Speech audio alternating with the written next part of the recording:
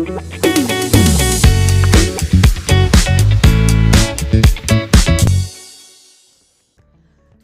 दोस्तों, स्वागत है आपका पॉप एंड पॉपकॉर्न में, जहां बातें होती हैं फुल फिल्मी, थोड़ी ट्रेंडी और थोड़ी सेंटी। मैं हूँ सुदीक्षा और मैं हूं अंजलि, और यहाँ हम करते हैं रिकॉर्ड हर वो चीज़ जो आप स्क्रीन पर देखते हो, चाहे वो रियलिटी शोज का ड्रामा हो या इन्फ्लुएंसर्स का ग्लैमर। एग्जैक्टली बेसिकली अगर इंटरनेट पे कोई भी बात हो रही हो तो हम उस पर डेफिनेटली गॉसिप कर रहे होंगे। हाँ भाई, ये पॉडकास्ट सिर्फ पॉपकॉर्न खाते हुए सुनने के लिए नहीं है।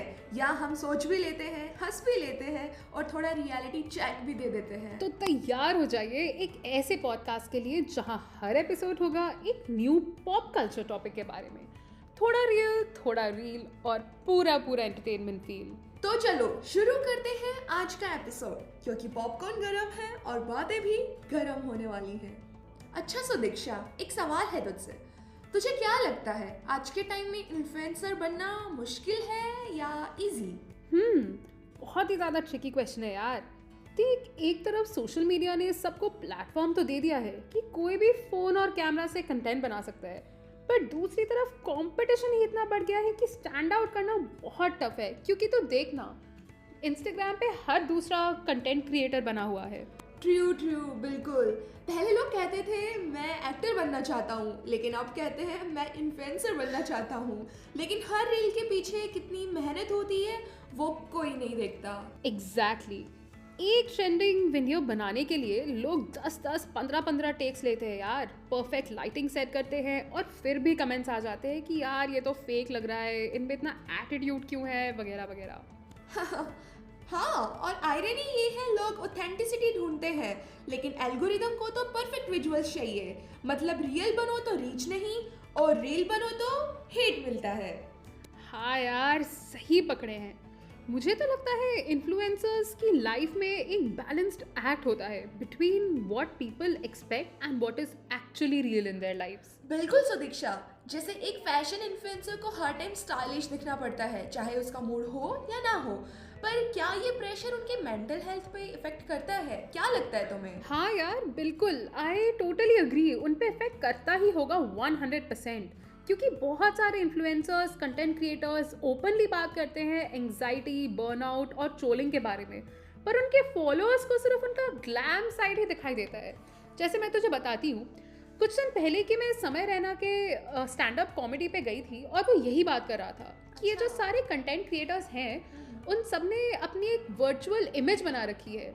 ऐसा नहीं है कि वो जो दिखाते हैं वही उनके लाइफ में सच है। हाँ यार, मुझे लगता है कि सोशल मीडिया एक हाईलाइट रील बन गया है, जहाँ हम अपनी लाइफ का बेस्ट पार्ट ही दिखाते हैं, इसलिए कंपैरिजन और इनसिक्योरिटी भी बढ़ गई है। एग्जैक्टली और तुझे एक इंटरेस्टिंग बात पता है, इन्फ्लुएंसर्स अब सिर्फ एंटरटेनमेंट नहीं करते, वो ओपिनियन लीडर्स भी बन गए हैं यार। अरे आई एग्री यार। एग्जैक्टली ओपिनियन लीडर्स मतलब जिनके बेसिस पे हम अपने डिसीजंस बेस करते हो, चाहे वो फैशन हो, पॉलिटिक्स हो, फूड हो, कुछ भी देखना हो, हम इंस्टाग्राम खोल के किसी ना किसी कंटेंट क्रिएटर का अकाउंट खोल लेते हैं और उन्हीं वो जो सिखाते हैं वही करने की कोशिश करते हैं। ट्रू सुदीक्षा, और ब्रांड्स भी उन्हें सीरियसली ले रहे हैं। कभी एक्टर्स ब्रांड फेस होते थे और आज इन्फ्लुएंसर्स हो रहे हैं। पर क्या कभी कभी ये लाइन ब्लर हो जाती है? लाइक जब स्पॉन्सर्ड कंटेंट और जेन्युइन रिकमेंडेशन मिक्स हो जाता है। कई बार यार, कई बार, कभी कभी तो लगता है कि ये इन्फ्लुएंसर्स सच ही बोल रहे हैं या ये पेड कोलैबोरेशंस कर रहे हैं। ऑडियंस कंफ्यूज हो जाती है और कभी कभी इसकी वजह से डिस्ट्रस्ट भी क्रिएट हो जाता है उन कंटेंट क्रिएटर्स के ऊपर। Exactly Sudiksha, that's why transparency बहुत इंपॉर्टेंट है। अगर कोई क्रिएटर ऑनेस्टली बताता है कि ये पेड कोलैबोरेशन है तो ट्रस्ट बनता है, और मुझे लगता है कि लॉन्ग टर्म ग्रोथ इसी पे डिपेंड करती है, ऑथेंटिसिटी पे। राइट अंजलि, बिल्कुल यार। अब देखना, फॉलोअर्स भी तो समझदार हो गए हैं, उन्हें फेक स्माइल और एक स्क्रिप्टेड लाइफ के बीच में इजीली डिफरेंस समझ आ जाता है। So true. लेकिन एक पॉजिटिव साइड भी है ना, इन्फ्लुएंसर्स ने क्रिएटिविटी को डेमोक्रेटाइज कर दिया। आज कोई भी small town creator global reach पा सकता है, और यहाँ तो हम देख रहे हैं कि कितने ही स्मॉल टाउन इन्फ्लुएंसर्स बहुत ही बड़े लेवल पर आ गए हैं। वही तो मैजिक है डिजिटल एज का। सोशल मीडिया ने टैलेंट को एक वॉइस दे दिया है, चाहे वो डांस हो, आर्ट हो या सोशल इश्यूज हो, कोई भी इन्फ्लुएंसर बन सकता है। एग्जैक्टली यार, तो मैं कहूँगी इन्फ्लुएंसर्स की लाइफ इजी तो नहीं है, पर अगर रियल बने रहे तो रील भी हिट हो जाती है। अरे वाह यार, क्या लाइन बोली है तूने। क्या सच में है ना? तो गाइस, आज हमने ये देखा कि कंटेंट क्रिएटर्स और इन्फ्लुएंसर्स की लाइफ बाहर से चाहे जितनी भी ग्लैमरस क्यों ना दिखती हो, और हमें लगता है कि इनकी तो इजी पीजी ट्रैवलिंग स्टाइल की लाइफ है, बट अगर हम एक छोटा सा पीस ऑफ कंटेंट भी बनाने की कोशिश करें तब हमें पता चलेगा कि ये कितना ज़्यादा मुश्किल है।